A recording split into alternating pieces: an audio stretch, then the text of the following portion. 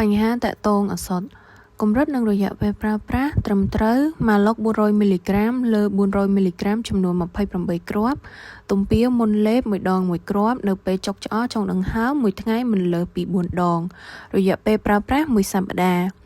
Ciprofloxacin 500មីលីក្រាមចំនួន14គ្រាប់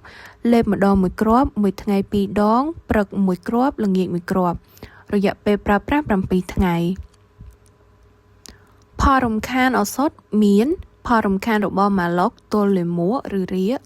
ផលរំខានរបស់ Ciprofloxacin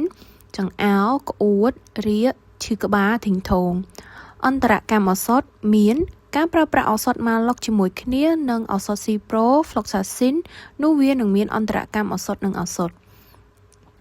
បញ្យល់ពីបញ្ហាដែលរកឃើញខាងលើឱសថម៉ាឡុករារាំងការស្រូបការជ្រាបចូលរបស់ឱសថ Ciprofloxacin ទៅក្នុងចរន្តឈាម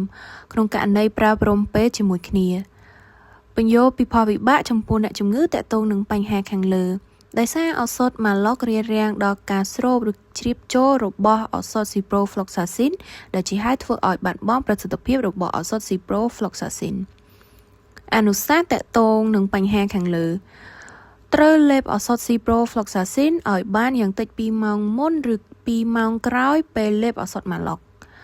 កំណត់ចំណាំការសម្រេចចិត្តប្តូរពេលប្រើប្រាស់ត្រូវស្នើសុំយោបល់គ្រូពេទ្យ